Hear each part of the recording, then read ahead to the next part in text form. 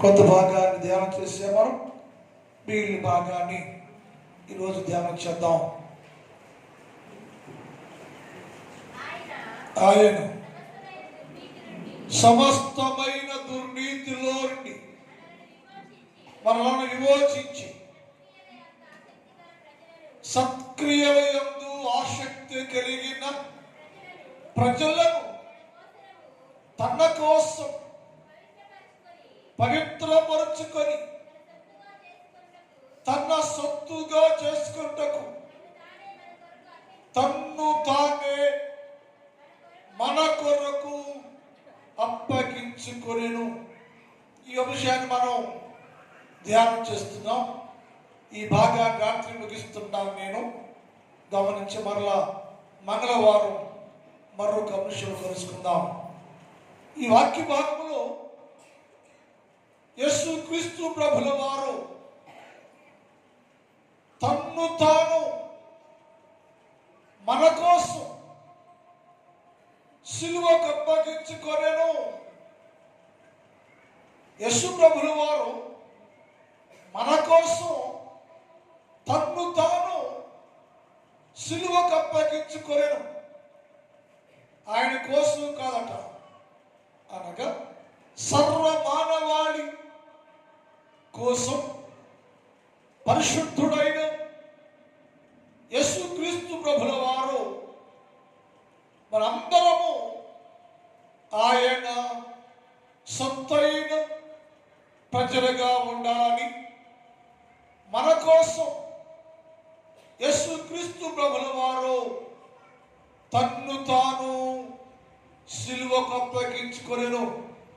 ఈ విషయంలో చాలా విలువైన సందేశాన్ని యేసు ప్రభుల వారు దాచి ఉంచాడు. మానవుడి స్థితి, దేవుని సంకల్పం రెండు అర్థం చేసుకోవడానికి ఈ ప్రణాళిక ఏర్పాటు చేయబడింది.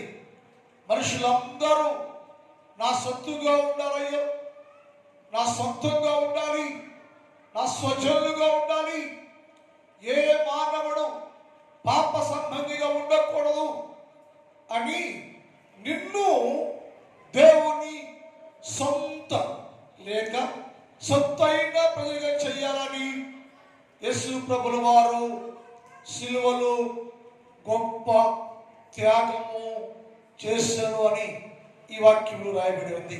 అయితే సిలువలో బలైపోయారు మీరు, సొంతగా చేసుకోవడానికి ప్రాణం పెట్టారు మీరు. అయితే ఎవరు నీ సొత్తు? నీ సొత్తు ఎవరయ్యా అంటే యేసు ప్రభు చెప్పారు, ఎవరైతే దుర్నీతి బంధకాల్లో నుంచి విడిపించబడతారో వారందరూ నా సొత్తైన ప్రజలు అని. మనుషులందరూ దుర్నీతి బంధకాల్లోనే ఉండి యేసుక్రీస్తు ప్రభు సిలువను విలువను ఆ సిలువ విలువ కట్టకుండా ఉంటే అలాంటి వారు ఈ సిలువ యాగము ద్వారా ఆ బంధకాల్లో నుంచి, దుర్నీతి బంధకాల్లో నుంచి బయటకు వచ్చి ఈ సిలువ నా కోసమే, ఈ శ్రమ నా కోసమే, నేను దుర్నీతి బంధకాల్లో ఉండగా, అది పాపం అయి ఉండగా, ఆ పాపం మరణశిక్ష అయి ఉండగా, అట్టి మరణశిక్ష నుంచి నన్ను విడిపించడానికి యేసుక్రీస్తు ప్రభుల వారు ప్రణాళికను సిద్ధము చేశారు. కాబట్టి నేను దుర్నీతిలో బయటికి రావాలనుకునే వారిగా ఉండాలని, అలాంటి వారు దేవుని సొత్తైన ప్రజలు అని నేర్చుకున్నాం. రెండోది, దేవుని సొత్తైన ప్రజలు ఎవరయ్యా అంటే యేసుక్రీస్తు ప్రభుల వారిని ధరించుకున్నవారు. ఎవరైతే యేసుక్రీస్తు ప్రభుల వారిని ధరించుకుంటే ఆయన చెప్పాడు, నేను నీతిని వస్త్రముగా ధరించుకుంటే ఆ నీతి నన్ను ధరించుకుంది అనగా యేసు ప్రభుల వారు నీవు ఒకటైపోతే దేవుని సొత్తు అయిపోయాము, సొత్తు అయిపోయాను. నేను ఆయన, ఆయన నేను ఏక శరీరంగా మార్చబడ్డామయ్యో. ఎలా అంటే సిలువ ద్వారా, సిలువ యాగము ద్వారా, సిలువ శక్తి చేయడం వలన, సిలువ మరణము ద్వారా నేను యేసుక్రీస్తు ప్రభువుకి సొత్తు అయిపోయాను.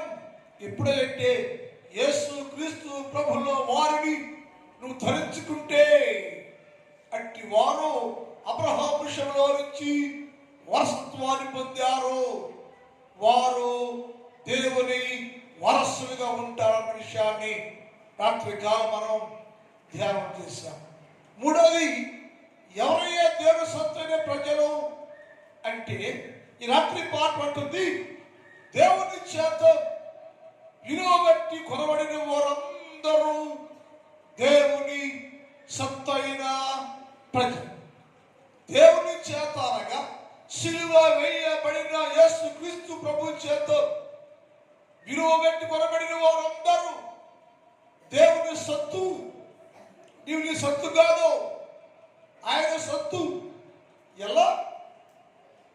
నేను ఆయన సొత్తు అయిపోయానయ్యా, ఎలా ఆయన సొత్తుగా మార్చబడ్డాను నేను అంటే లేకమంటుంది, నీ కుర్చేస్తున్న మనుషుడా, మానవుడు, నీవు నీ సొత్తు కాదు, నీ సొంతము కాదు. మరి ఎవరినయ్యా నేను అంటే నీవు యేసుక్రీస్తు ప్రభు యొక్క సొత్తు. ఎలా అంటే విలువ పెట్టుకున్నాను నేను, విలువ పెట్టి కొనుక్కున్నాను నేను, విలువ పెట్టి నేను కొన్నాను నేను. ఎక్కడో ఉన్నావు నీవు, ఎక్కడో జీవిస్తున్నావు నీవు, పాపాలకు అమ్ముడిపోయావు నీవు.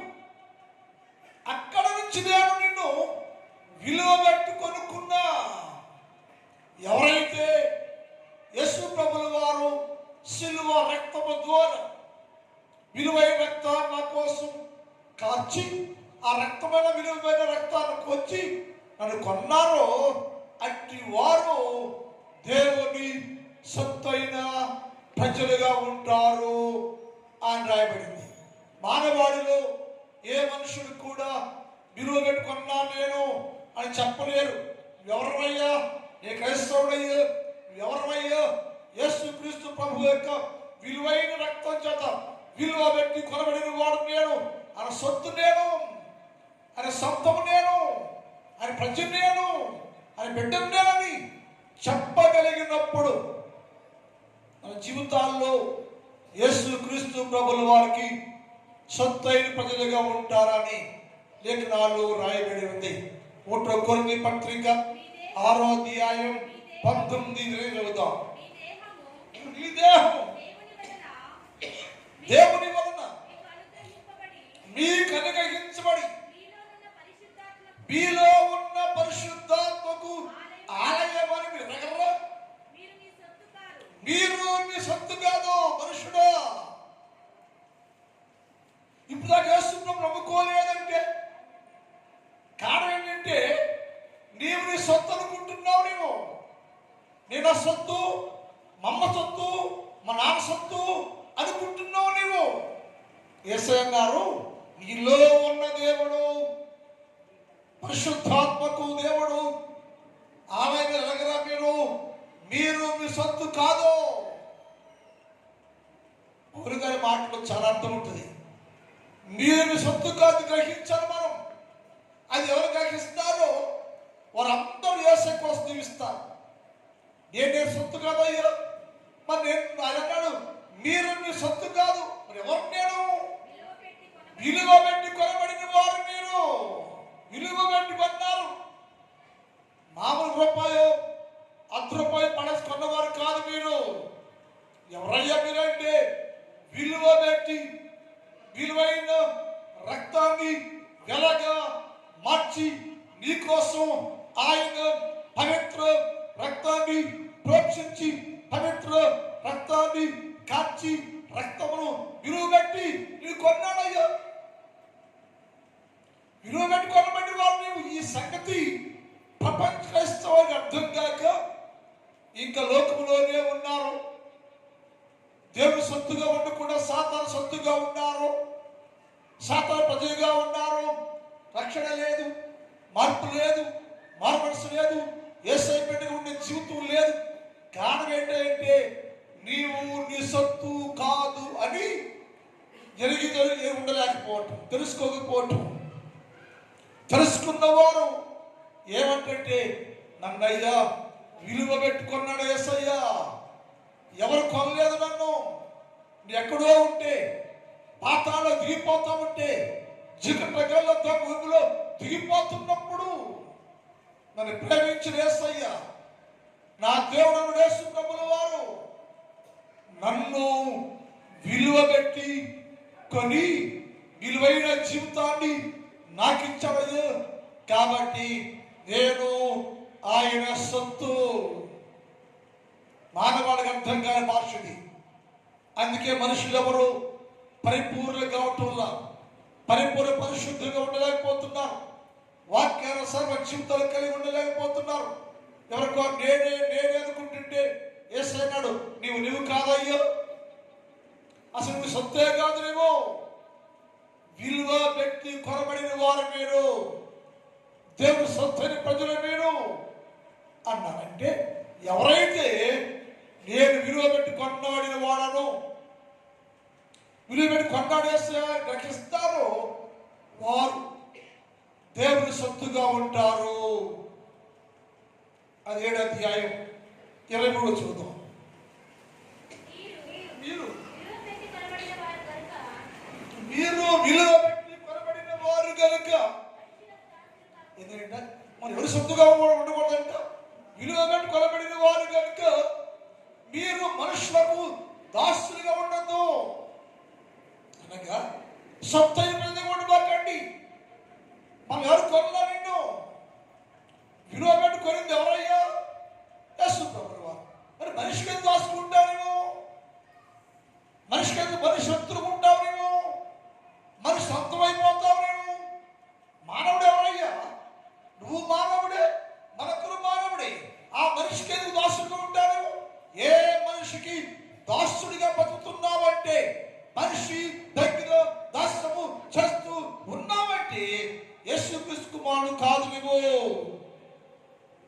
అన్నారు మీరు విలువ పెట్టి కొనబడ్డారయ్యా. యేసుక్రీస్తు ప్రభువు వారు సిలువలో కలిసి రక్తం, ఆయన మరణం విలువైనది, ఆయన రక్తం విలువైనది. విలువైన రక్తాన్ని కొని నిన్ను విలువ లేని మానవుడి విలువైన పాత్రగా, విలువైన వ్యక్తిగా చేసి ఆయన కొరకు నిర్ణయించాడు. కాబట్టి మీరు మనుషులకు దాసులు కావద్దు, మనుషులకు దాసులుగా ఉండద్దు. ఏ మనుషుడు ఏ మానవుడి కోసం ప్రాణ త్యాగం చేయలేదు, ఏ మానవుడి కోసం ప్రాణం పెట్టలేదు, విలువైన రక్తం కార్చలేదు. అలాంటప్పుడు మరి మనుషుడు నువ్వెందుకు మనిషికి దాసుడుగా, మనిషికి బానిసగా, మనిషికి లోబడిపోయి జీవిస్తావు నీవు? అది యేసు అంటున్నాడు, మీరు విలువ పెట్టి కొనబడిన వారు కనుక మీరు మనుషులకు దాసులుగా ఉండద్దు. ఏ దేవుడు కొన్నాడో, ఏ దేవుడు రక్తం ఇచ్చి కొనుక్కున్నాడో ఆ దేవుడికి మాత్రమే నువ్వు సత్తుగా, సొంతముగా, దాసులుగా ఉండి ఆయన కొరకు జీవిస్తే ఆయన కాచిన రక్తానికి విలువ, నీ జీవితానికి విలువ కలిగిన వారుగా ఉంటారని లేఖనాలు వ్రాయబడింది. క్రీస్తు ఉండి మనం క్రీస్తును ధ్యానం చేస్తున్న మనం యేసు క్రీస్తు ప్రభు శిలువ ధ్యానాలు ఉంటున్నాం, భక్తిగా ఉంటున్నాం. ఈ 40 రోజులు భక్తి శ్రద్ధతో ఉపవాసాలతో యేసు క్రీస్తు ప్రభుని సేవిస్తున్నాం. మంచిదే. సేమ్ టైం నీవు దేవునికి మాత్రమే దాసుడిగా ఉండటానికి నిర్ణయించాలి. ఎవరైతే మనిషికి దాసుడిగా ఉంటే ఎప్పటికీ పరిశుద్ధులు కాలేవు. అది వేసాడు, మీరు విలువ పెట్టి కొనిన వారు కనుక మీరు మనుషులకు దాసులుగా సత్తుగా ఉండకుండా యేసుక్రీస్తు ప్రభుల వారికి అనగా సిలువ వేయబడిన యేసుక్రీస్తు ప్రభులు అనగా విలువ పెట్టి కొనబడిన యేసు ప్రభుల వారికి నువ్వు సత్తుగా ఉండాలి, సంతముగా ఉండాలి అన్నాడు. మరొక మాట కూడది. ప్రకటన గ్రంథం 5వ అధ్యాయం 9, 10 అందరూ తెలిసిన మాటది. ప్రకటన 5, 9, 10. ఆ పెద్దలు నీవా గ్రంథం తీసుకొని విప్పుటకు యోగ్యుడవు, నీవు వధించబడ్డావయ్యా. యేసు ప్రభువా, నీవు సర్వ మానవాళి కోసం, మనుషులందరి కోసం, అమ్మబడిన వారందరి కోసం, బంధువులుగా ఉన్న వారందరి కోసం నీవు వధించబడ్డావయ్యా, చంపబడ్డావు, నీవు సిలువ వేయబడ్డావు. నీవు ఎవరి కోసం అయ్యా వధించబడింది? ఎవరి కోసమే చంపబడిందంటే దుర్నీతి బంధకాల్లో ఉండి మనుషులు దాసులుగా ఉండి దేవుని ప్రేమ కలగకుండా ఉండాలి. అలాంటి వారందరి కోసం నీవు వధించబడ్డావయ్యా. నీ వధించబడిన వాడవై రక్తాన్ని గమనించాలి. విలువైన రక్తాన్నిచ్చి వధించబడి, చంపబడి, సిలువ వేయబడి, ప్రాణం పెట్టి విలువైన రక్తం ఇచ్చి, విలువైన రక్తం ఇచ్చి ప్రతి వంశములోను, ఆయా భాషలు మాట్లాడే వారిలో, ప్రతి ప్రజల్లోను, ప్రతి జనములోను దేవుని కొరకు మనుషులు కొన్నవయ్యను. జనాల్లో నుంచి, వంశాల్లో నుంచి, భాషలు మాట్లాడే వారిలో నుంచి, సర్వలోకములో నుంచి ప్రజలను కొన్నావు నీవు. ఎవరి కోసం అయ్యా? దేవుని కోసం, తండ్రి కోసం, దేవుని రాజ్య సంబంధి కోసం, అందరూ దేవుని సొత్తుగా చెయ్యాలని కొన్నావయ్యా. అనేకులను కొన్నావు నీవు. ఎక్కడి నుంచి కొన్నావయ్యా? ఈ ప్రశ్న గ్రహించాము. ఆయన అన్నారు, 24 పేదలు అంటున్నారు, వధించబడిన వాడా, ప్రాణం పెట్టి దేవుడు, విలువైన రక్త కాల్చిన దేవుడు, వధించబడ్డావు నీవు, విలువైన రక్తాన్ని కాల్చావు నీవు. ఎవరి కోసమయ్యా అంటే నీవు బంధించబడి అమ్మబడిన వారి కోసం, అందరూ నీ సొత్తుగా చేసుకోవాలని వారిని విలువైన రక్తము ఇచ్చి, విలువైన రక్తము ఇచ్చి వారిని కొన్నవయ్య నువ్వు. అందుకని అందరూ భాషలు మాట్లాడేవారు కానీ, ఆయా పురుషాలు ఉండేవారు కానీ, ఎవరైతే నేను విలువ పెట్టి కొనబడిన వాడని గ్రహిస్తారో వారందరూ దేవుని సొత్తైన ప్రజలుగా ఉండాలి. కానీ నేటి వరకు ఏ మనుషుడు దేవుని సొత్తైన ప్రజలుగా ఉండలేకపోతున్నారు. దేవుని సొత్తు అయిపోయావంటే నీకేమేమి లాభకరంగా ఉన్నాయో అన్ని త్యాగం చేయాలి, వదిలేయాలి. ఎందుకంటే విలువ పెట్టి కొనబడిన వాడను నేను, విలువిచ్చి దేశయ్యని గ్రహించి ఆయన కొరకు జీవించేవారుగా ఉన్నప్పుడు సొత్తుగా ఉంటారని లేఖనం. అసలు ఎక్కడ ఉంటే కొన్నాడైనా? విలువ పెట్టి కొన్నాను అన్నాడు ఆయన. విలువ పెట్టి కొన్నాను అంటున్నాడు. ఎక్కడున్నాడు ఇల్లు కొనడానికి? మనుషుడు, ప్రతి మానవుడు ఎక్కడున్నాడంటే పౌలు అంటున్నాడు, అయ్యా నన్ను విలువ పెట్టి కొన్నాడయ్యా అంటే, పౌలా ఎక్కడున్నావయ్యా నువ్వు? ఎక్కడుంటే నిన్ను యేసు క్రీస్తు ప్రభుల వారు విలువ పెట్టి కొన్నాడయ్యా అంటే పౌలు సమాధానం తెలుసండి. రోమపత్రిక 7వ అధ్యాయం 14 చదువుతాం. రోమ 7:14. ధర్మశాస్త్రం 8 అయితే గమనించాలి. ఎక్కడున్నా అయితే నేను పాపమునకు అమ్మబడిన శరీర సంబంధం నేను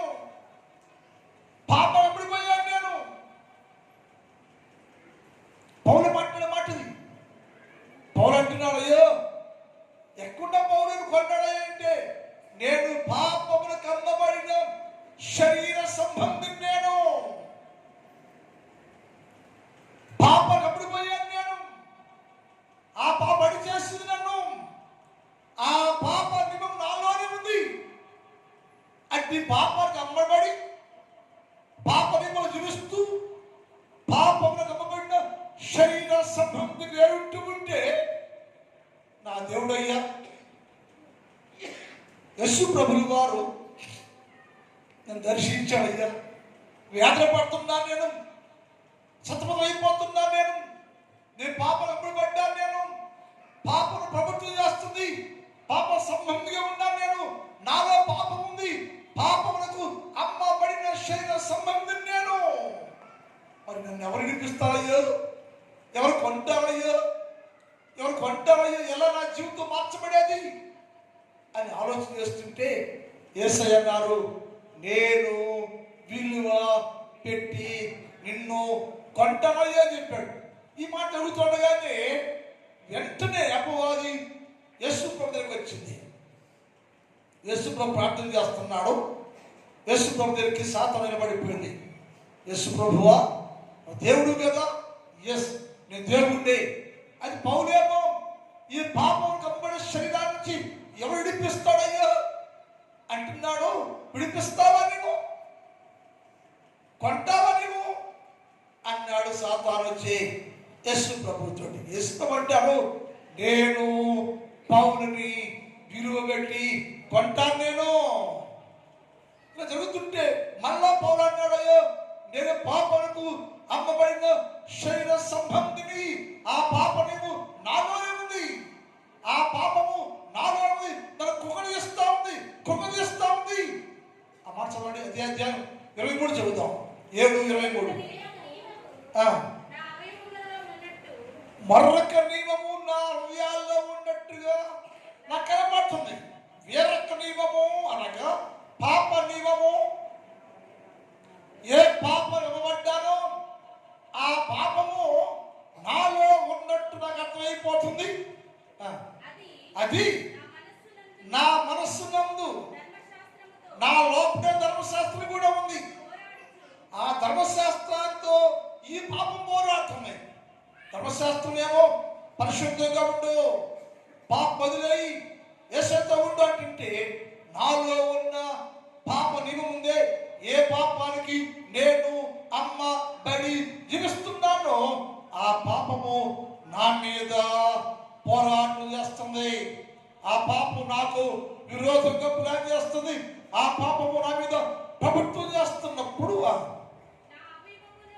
నా అవయవాల్లో ఉన్న ఈ పాప నియమం చెరపట్టి లోపరుచుకుంటా ఉంది. అయ్యా నేను పాపం గమబడ్డ శరీర సంబంధం నేను. ఇక గమనించాడు, పశ్చాత్తాపం ఇది. పౌలంటున్నాడు, గ్రహించాడు, నేను పాపానికి అమ్మబడిన శరీర సంబంధిని. నన్ను అడుగుంటాడయ్యా, ఈ పాపం అమ్మబడ్డాను నేను. నన్ను కొనేది ఎవరయ్యా? ఎవరు కొంటారయ్యా? ఎవరు కొనలేరు కదా అంటే ఈ మాట అన్నాడు, అయ్యో నేను పాప సంబంధిగా ఉన్నాను. ఇట్టి పాప నియమానికి లోనైపోయిన నన్ను ఎవడు విడిపించి కొంటారయ్యా అంటే యేసు అన్నాడు, నేను కొంటా నిన్ను. సాతాను ఎలా కొంటావయ్యా? కొంటాడు మాటలు కాదు వేసుకోబో. నువ్వు కొనాలంటే డబ్బు కట్టాలా కదా. సాతానుకి యేసుకి పోరాటంలో అది ఏమంటే, నువ్వు కొనాలంటే కొని అతను విడిపించాలంటే నాకు ధనాన్ని డబ్బుని చెల్లించాలి. ఏం కావాలి నీకు సాతానంటే? నీ ప్రాణం, నీ రక్తం కావాలి. నీ ప్రాణం పెట్టి రక్తం దాచి నీ రక్తాన్ని వెలగా మార్చి విలువ పెట్టి కొనాలని మార్చే వెంటనే వేసాడు. నేను పౌలు కోసం, నేను పార్టీ కోసం నా విలువైన రక్తాన్ని కారుస్తాను. ఆ రక్తాన్ని వెలగా మారుస్తాను. రక్తాన్ని నీకిచ్చి నీలో బందీగా ఉన్నాడే నా కుమారుడు, నీలో బందీగా ఉన్నాడే నా బిడ్డ, అతను నేను విడిపిస్తానయ్యో అని ప్రతి పాపి కోసం యేసుక్రీస్తు ప్రభుల వారు విలువైన రక్తాన్ని మార్చాడు. ఆ రక్తం వెలగా మార్చాడు. ఆ విలువైన రక్తం ఎలాగా మార్చి విలువైన రక్తం వచ్చేత నీవు పాపములో ఉంటే, సాతానులో ఉంటే, బందీగా ఉంటే, అమ్మబడి నిన్ను ఆయన కొనేను కొనేను కొనేను. అదే రోమా 8:1 టైం అయిపోతుంది. కాబట్టి ఇప్పుడు క్రీస్తు యేసు ఉన్నందువల్ల నాకు ఏ శిక్ష లేదు.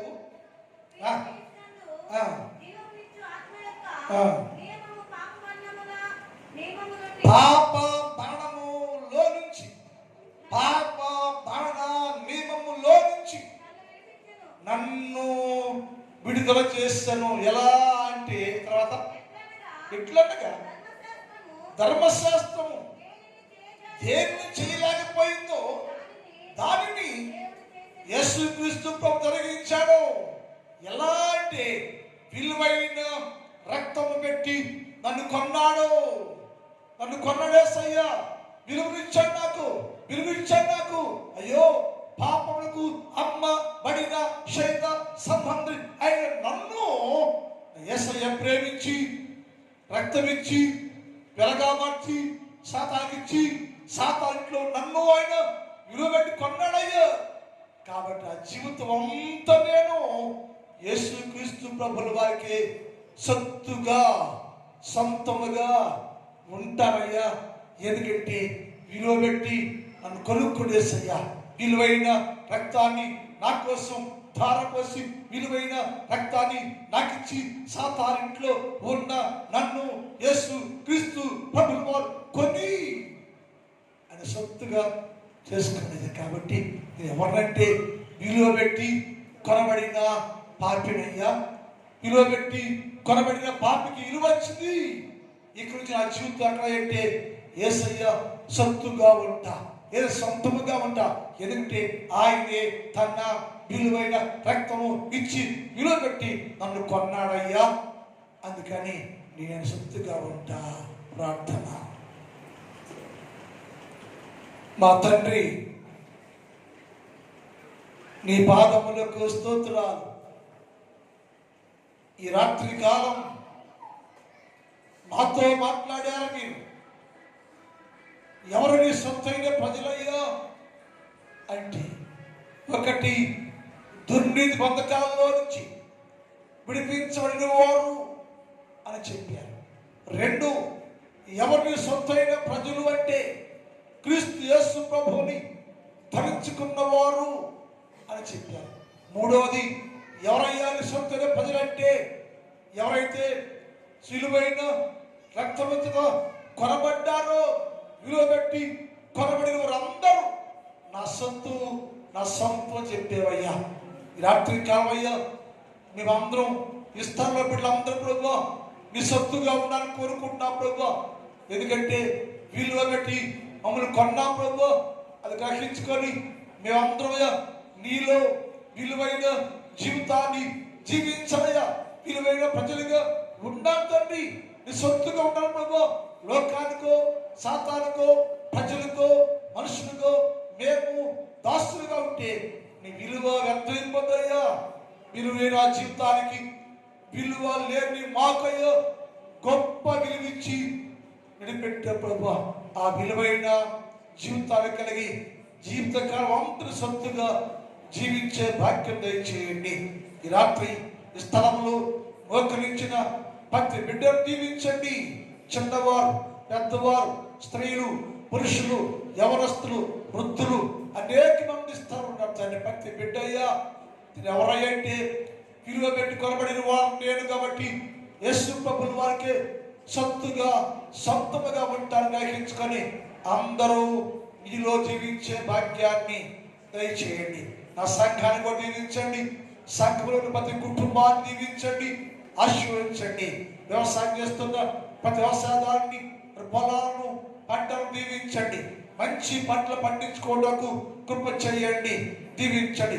జామన్ కాలేజీల్లో, హై స్కూల్లో చదువుకున్న ప్రభు పరీక్షలు కొరకు సిద్ధపడుతూ ఉండగా సహాయం చేయి. మాకు చదువుకొని పరీక్షలు రాసి ప్రతి సబ్జెక్టులో ఫస్ట్ ర్యాంకులో పాస్ అవ్వాలి తండ్రి. మీ కార్యం జరిగించండి, దీవించమని యేసు వారి పరిశుద్ధ నామములు ప్రార్థిస్తున్నాం తండ్రి. ఆమేన్. అందులో చేయబడదామండి. ఎందుకో